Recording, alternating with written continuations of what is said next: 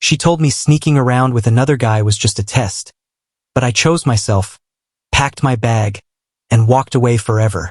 I am 27, living in Texas, and up until about 6 months ago, I believed I had everything figured out when it came to my relationship. My girlfriend Emily, who is 25, was the center of my world. We had been together for almost 3 years, and in those years we built a routine that felt safe and familiar. We laughed together, we moved in after 2 years, and we even had those conversations about marriage and what our future might look like. To me, Emily was not just my girlfriend. She was my partner, my confidant, and the person I trusted most. When I looked ahead at my life, I could not picture any version of it without her in it. The first time I felt something was off, it happened on what seemed like a normal Friday night. Emily told me she was heading out with her friends for dinner and drinks. This was nothing strange, because she had her girls' nights and I never had a problem with it. I decided to stay home, catch up on a few things, and relax. But around 11:30 that night, I got this uneasy feeling in my chest.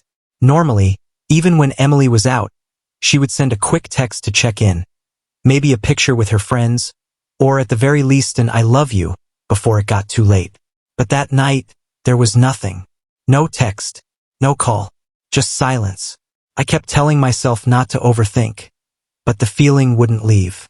We had shared our phone locations a while ago for safety reasons, not because either of us was jealous. I almost didn't check, but curiosity got the best of me. When I opened the app, my heart sank. Emily was not at any restaurant or bar. Her location showed a random apartment complex on the other side of the city. At first, I thought maybe one of her friends lived there, but the more I stared at the screen, the less it made sense. I sent her a text, asking casually how her night was going. A few minutes later, she replied, "Still with the girls, babe. Don't wait up." And that right there was the first lie. I sat there staring at her message, my chest feeling tight. I tried to convince myself there could be a logical explanation, but in the back of my mind, a picture formed that I couldn't ignore. Emily sitting inside another guy's apartment while telling me she was with her friends. I wanted to get in my car and drive over right away, but I forced myself to breathe. I told myself I didn't want to look crazy if I was wrong. Still, the doubt had already taken root. The next morning, Emily came home acting completely normal. She smiled, hugged me, and told me she had crashed at a friend's place after drinking too much. She delivered her story so smoothly, like she had thought it out before walking through the door. I nodded, pretending to believe her, but deep inside, I could not forget what I had seen the night before. That moment was the first real crack in what I believed was an unshakable relationship. I tried to convince myself I was overreacting, that relationships are built on trust, and maybe she really did stay at a friend's apartment. But something in the way she looked me straight in the eye and lied so easily stuck with me. A week later, she went out again for another girls' night. I told myself to stay calm, gave her a kiss goodbye, and watched her leave. But by midnight, my curiosity took over again. I checked her location, and just like before, she was back at that same apartment complex. This time, I couldn't sit at home wondering. I grabbed my keys, drove across town, and parked a block away. My heart was pounding as I sat in the dark, waiting. About 20 minutes later, the door to the building opened.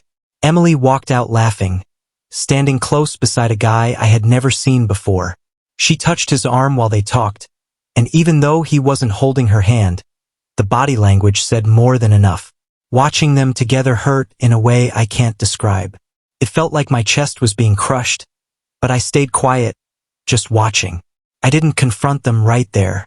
Instead, I drove back home, spent the night awake, and rehearsed in my head what I would say when the time finally came. When Emily returned the next morning, she once again acted like nothing was wrong.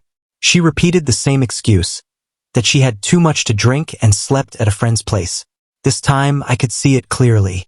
The story was rehearsed. The lie was too easy for her. Over the next 2 weeks, I noticed more changes.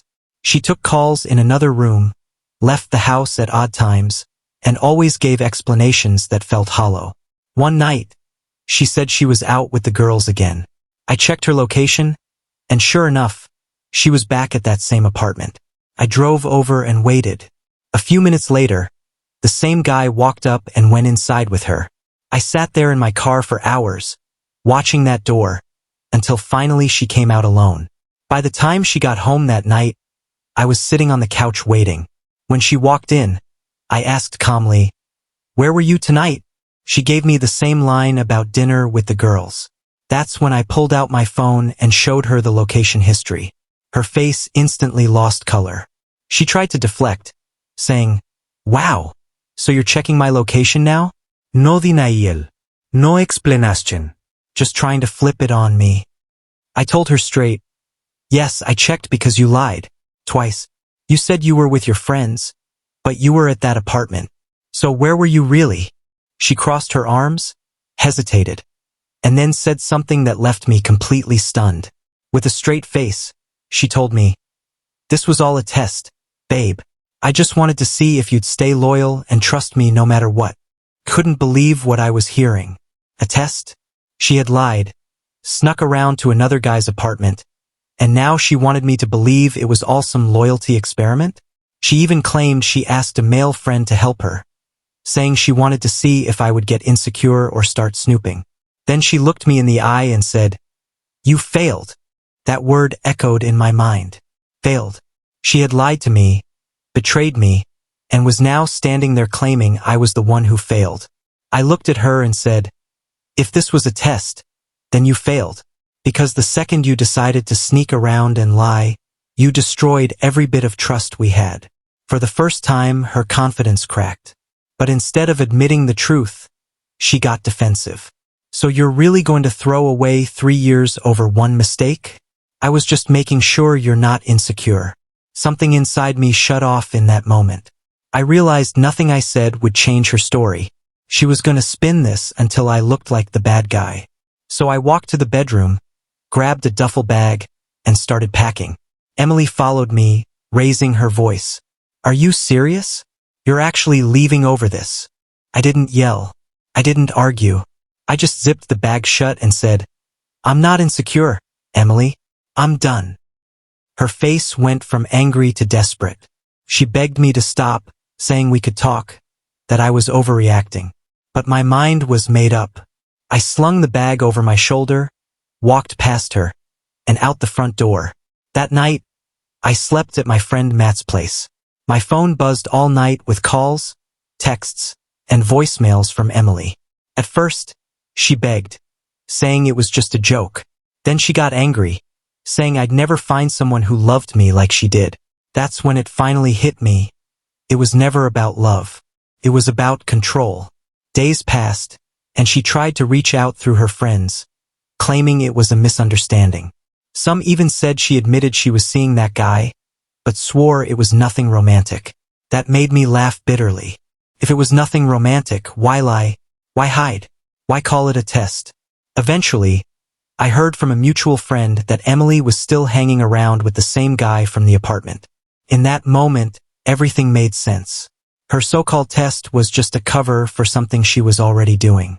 I realized then that I was never the one who failed. I was the one who finally chose myself.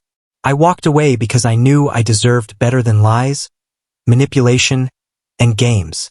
And even though the goodbye hurt more than I can put into words, it saved me from wasting more years on someone who thought betrayal could be justified as a test.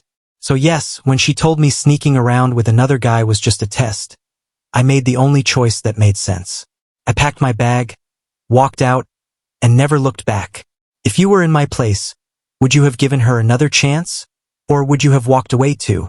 Don't forget to like and subscribe for more stories.